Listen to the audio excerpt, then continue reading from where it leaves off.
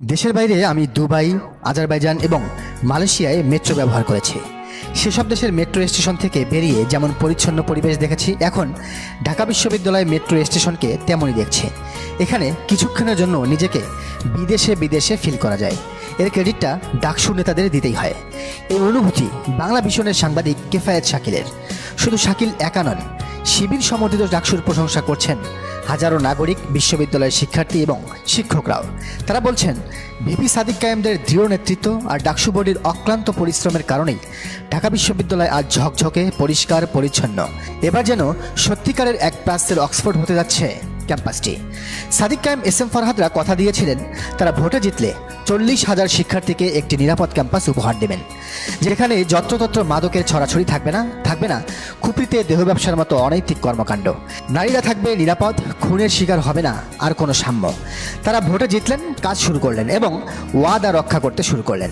ভোটে জিতেই শপথ নিয়েই ডাকসুর সমাজসেবা সম্পাদক এ বি জোবায়ের এবং সদস্য সর্বমিত্র চাকমাকে সাদিক কায়েম দায়িত্ব দিয়েছিলেন ঢাকা বিশ্ববিদ্যালয় ক্যাম্পাসে তারা যেন শিক্ষার পরিবেশ ফিরিয়ে আনে। সেই অনুযায়ী মাঠে নামেন জোবায়ের, সর্বমিত্র ও তাদের সহযোগীরা। শুরুটা হয় ক্যাম্পাস লাগোয়া সোহরাওয়ার্দী উদ্যান দিয়ে। এখানে হাতে নাতে বেশ কয়েকজন যৌনকর্মীকে ধরে ফেলেন জুবায়ের। মিডিয়ায় ভাইরাল হয় কীভাবে ঢাকা বিশ্ববিদ্যালয়ের মতো একটা শিক্ষা প্রতিষ্ঠানের পাশেই অবৈধভাবে একটা যৌনপল্লী গড়ে উঠেছে। ঢাবির পেটেই আরেক দৌলত দিয়ার জন্ম হয়েছে। সাথে সাথেই হইচই পড়ে যায় সারা দেশে। জুবায়েররা ওই দিনেই উচ্ছেদ অভিযান শুরু করেন, একে একে সরিয়ে ফেলেন সকল যৌন তাবু, খুপড়ি। এই এক কাজেই প্রশংসায় পঞ্চমুখ হয়ে ওঠেন সবাই। বাহবা পায় শিবির নেতৃত্বাধীন ডাকসু। যে কাজ এক যুগেও সম্ভব হয়নি, সে কাজ একদিনেই করে ফেললেন সাদিক ফরহাদদের নেতৃত্বে জোবায়ের আর সর্বমিত্ররা। এই জুটির কাঁধে এবার দায়িত্ব বেড়ে যায়, মূল কাজে হাত দেয় তারা। লক্ষ্য ক্যাম্পাসের অলিতে গলিতে গড়ে ওঠা মাদকের সাম্রাজ্য ভেঙে চুরমার করা। কাজটা কঠিন, এতটাই কঠিন যে এখানে জড়িত ঢাকার বড় বড় মাফিয়ারা। যুগ যুগ ধরে গড়ে ওঠা সিন্ডিকেট এখনও রয়ে গেছে, শুধু হাত বদল হয়ে আওয়ামী লীগ থেকে বিএনপি, ছাত্রলীগ থেকে ছাত্র দলের হাতে এসেছে। শত কোটি টাকার ঐতিহ্যবাহী বিজনেস, রেডিমেড কাস্টমার, নগদ টাকা। বোঝাই যাচ্ছে কতটা ঝুঁকির কাজ। কিন্তু ওরা শুরু করে ভয় ডরহীনভাবে অভিযান চালিয়ে ছোট বড় মাঝারি সব ধরনের মাদক ব্যবসায়ীদের তাড়াতে থাকে একের পর এক। দেখা যায় কেউ বাদাম বিক্রির আড়ালে, কেউ চা বিক্রির আড়ালে, কেউ বা পাগলের বেশেই করে যাচ্ছেন এসব ব্যবসা, যার ভুক্তভোগী হচ্ছেন বিশ্ববিদ্যালয়ের 40,000 মেধাবী শিক্ষার্থী। গুটি কয়েক রাজনীতিবিদের পুঁজির লোভের কাছে হারিয়ে যাচ্ছে একটি বড় প্রজন্মের নীতি নৈতিকতা। ডাকসু নেতারা যখন সফল হচ্ছিলেন তখনই বাধা এলো। বাম, ছাত্রদল, বাকচাষ, এমনকি নতুন বন্দোবস্তের স্লোগান তোলা নাগরিক পার্টিও বিপক্ষে দাঁড়িয়ে গেল জোবায়ের আর সর্বমিত্রদের। ওদের নাম দিল মব স্টার। ছাত্রদলের রাকিব নাসিররা বলল এটা ডাকসুর কাজ নয়। বামেরা সব মাদক ব্যবসায়ীদের একসাথে করে মিছিল করলো ডাকসুর বিপক্ষে। শীর্ষ নেতা মেঘমল্লার বসু খেপে গিয়ে সংবাদ সম্মেলন করলেন, বললেন তারা এসব উচ্ছেদ কাজ আর চলতে দিবেন না। সাবেক বাকছাস নেতা আব্দুল কাদেররাও বিপক্ষে স্ট্যাটাস দিলেন।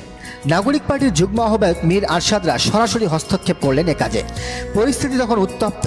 জোবায়ের, সর্বমিত্ররা যেন থমকে গেলেন, হতাশাগ্রস্ত হয়ে পড়লেন। কিন্তু এরই মধ্যে ডাকসুর জিএস এস এম ফরহাদ সরাসরি ঘোষণা দিলেন ক্যাম্পাসে হয় মাদক ব্যবসায়ীরা থাকবে, নয়তো থাকবে ডাকসু। হুঙ্কার দিলেন সাদিক কায়েমও। সাদিক ফরহাদদের প্রত্যক্ষ ঘোষণা এবার নতুন মোড় নিল উচ্ছেদ অভিযান। তারপর আর কাউকেই পাত্তা দিল না জোবায়েরা। পুলিশ প্রশাসনও শুরু করলো সহযোগিতা। বাম, রাম, দল, পার্টি সবার বিরুদ্ধে গিয়ে ঢাকা বিশ্ববিদ্যালয়কে শত কোটি টাকার সিন্ডিকেট থেকে মুক্ত করলো শিবির নেতৃত্বাধীন ডাকসু। বিশ্ববিদ্যালয়ের শিক্ষার্থীরা শুধু নন, অনেকেই এখন বলছেন এদের মানে সাদিক ফরহাদদের হাতে দেশটাকেই তুলে দেওয়া উচিত। সারা দেশকে পরিচ্ছন্ন করতে এমন কিছু নেতা দরকার যারা সব বাধা পেরিয়ে একটি সুন্দর বসবাসযোগ্য বাংলাদেশ উপহার দেবে, তিলোত্তমা বাংলাদেশ উপহার দেবে। সত্যি এমন উদ্যমী ও কুতভয় দুঃসাহসী কাজের মানুষ পাওয়া এদেশে বড়ই দুষ্কর, যারা কথায় নয় কাজেই প্রমাণ করেন তারা সেরাদের সেরা।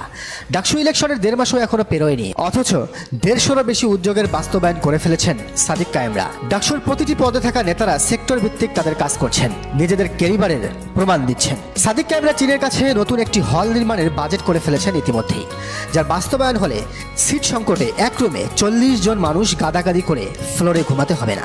তুরস্কের সহযোগিতায় কয়েক কোটি টাকা খরচ করে ঢাকা বিশ্ববিদ্যালয় মেডিকেল সেন্টারে তারা আমূল পরিবর্তন আনতে শুরু করেছেন। প্রতিটি মসজিদ রিডিং রুমে বসছে এসি, ফ্যান না থাকা হলে তারা ফ্যানের ব্যবস্থা করছেন, খাট দিয়েছেন, পানির ফিল্টার তো ছিলই, সাথে যোগ হয়েছে স্যানিটারি প্যাড ভেন্ডিং মেশিন। পরিবহন সম্পাদক এরই মধ্যে যুক্ত করেছেন অভিনব এক গাড়ি, আবিষ্কার করেছেন এমন এক সফটওয়্যার যা দিয়ে সহজেই বিশ্ববিদ্যালয় বাসের লোকেশন ট্র্যাক করতে পারছেন সবাই। ফিরিস্তি দিলে হয়তো কাজের কথা শেষ হবে না। তারা ইবনে সিনায় 50% ছাড় নিয়ে এসেছেন বিশ্ববিদ্যালয়ের শিক্ষার্থীর জন্য।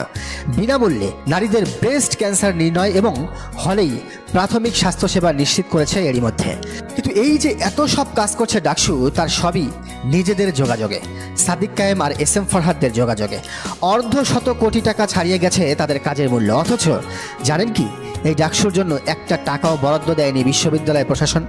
কারণ যার হাত ধরে বরাদ্দ আসার কথা সেই তিনি মানে বিশ্ববিদ্যালয়ের কোষাধ্যক্ষ, একজন বিএনপি পন্থী শিক্ষক।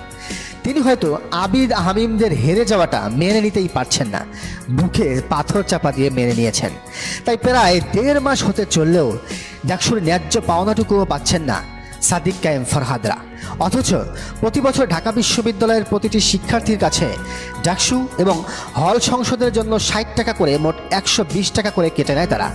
এই টাকার সমষ্টি তো কোটির ঘর ছাড়ানোর কথা গত 1.5 বছরে, মানে 5 আগস্টের পর। তার আগের হিসাব বাদ। তো সেই টাকাটাও কেন দিচ্ছেন না স্যার, এমন প্রশ্ন করায় ছাত্রদল আবার খেপে গেছে।